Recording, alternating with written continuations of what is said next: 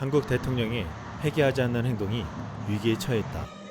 크리스마스 캐럴, K-팝 상품, 푸드트럭이 시위대가 윤 대통령의 겸영 시도를 축출하려는 가운데 긍정적인 분위기를 조성하고 있다.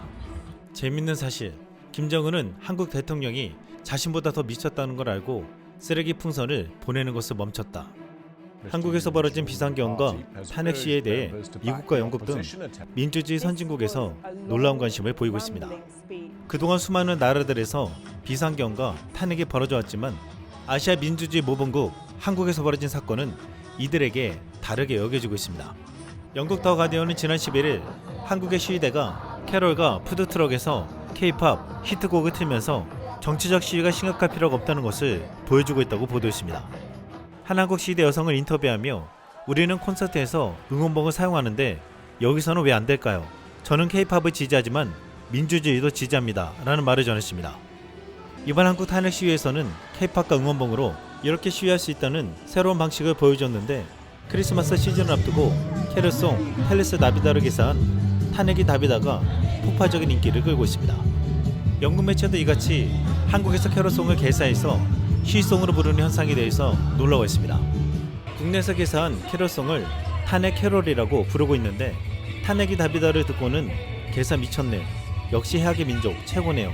시위조차 이렇게 평화로운 나라에서 난동을 피운 대통령은 탄핵이 답이다. 어른 돼서 크리스마스 선물을 받아보고 싶긴 처음이다. 탄핵 선물 이라고 말했습니다. 영국 BBC는 비상계엄 이후 탄핵 시위가 벌어지는 한국 상황을 연일 보도하고 있습니다. BBC는 12일 윤석열 대통령은 지난주 계엄령을 선포한 충격적인 결정을 옹호하며 이는 국가의 민주주의를 보호하기 위한 것이라고 말했다고 전했습니다. South Korea's president has been defending his short-lived imposition of martial law last week. In a televised address, President Yoon defiantly declared he would fight to the end. This was a long and rambling speech, but it was a defiant one. The president was essentially trying to defend his decision to impose martial law here last week, and he was saying that he is going to resist any attempt to remove him from office or to investigate him. And he repeated all the same arguments he made last week when he imposed martial law. He repeated that the opposition party was dangerous, and he said that he did all this in order to protect people and to defend democracy. Now, this scuppers the president's party's plans, but even if this happens, it's clear now the president is not going to go without a fight. This is a man who is no doubt worried about the many criminal cases now building against him.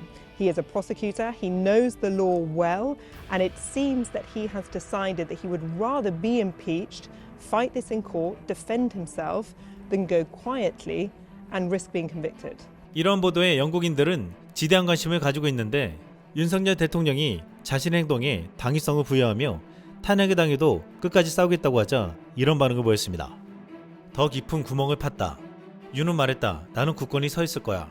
시민들은 말했다. 안 돼. 넌 곧 감옥에 갈 거야. 재밌는 사실, 김정은은 한국 대통령이 자신보다 더 미쳤다는 것을 알고 쓰레기 풍선을 보내는 것을 멈췄다. 재밌는 건 이 사건이 제3세계 국가에서 일어났다면 아무도 신경 쓰지 않고 사람들이나 언론사도 신경 쓰지 않을 거라는 거예요.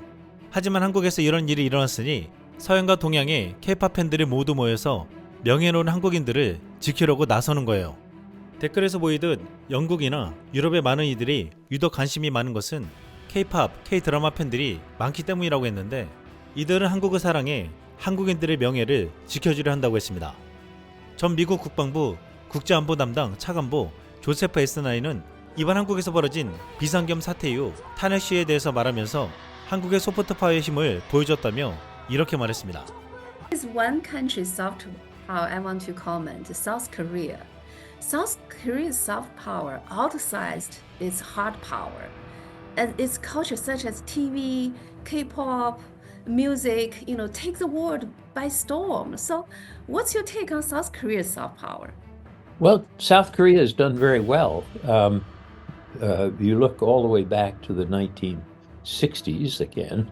South Korea had an economy the size of, let's say, Ghana. And today, South Korea has, is in the top 10 economies in the world. But what's even more interesting is that they moved from military rule to democracy.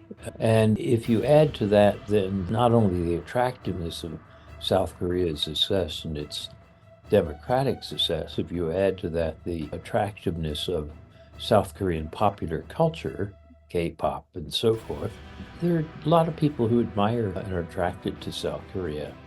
It's interesting that in the last week or so, you've seen this effort to impose martial law by President Yoon. But I had some Korean friends who said, this is terrible for South Korean soft power. And I said, it would be terrible if he had succeeded. But the fact that the South Korean democratic culture prevented him from succeeding, that's good for South Korean soft power. 미국 CNN은 지난 12일 한국의 시위대가 대통령 한남동 관저 입구로 가는 장면을 보도했습니다. 시위대는 윤석열 대통령의 추가 담화 후 더욱 분노하며 집회를 마치고 한남동 관저로 향했습니다. 1만 명의 집회 행렬이 남양역 인근에 다다르자 경찰이 차단벽을 설치하고 막아섰는데 시위대와 경찰이 서로 몸으로 밀치고 막는 대치가 이어졌습니다. CNN은 미국이나 다른 국가들의 대치 장면과 달리 큰 충돌이 나지 않는 모습을 보도하며 시위대 속에서 쇠창살 안에 갇힌 윤석열 대통령의 모형을 카메라에 담았습니다. 글로벌 SNS에서는 한국 시위대가 벌이는 놀라운 퍼포먼스를 공유하며 놀라워했는데 탄핵안에 찬성하지 않은 여당 의원들의 얼굴이 담긴 국기를 찢어내는 장면이었습니다.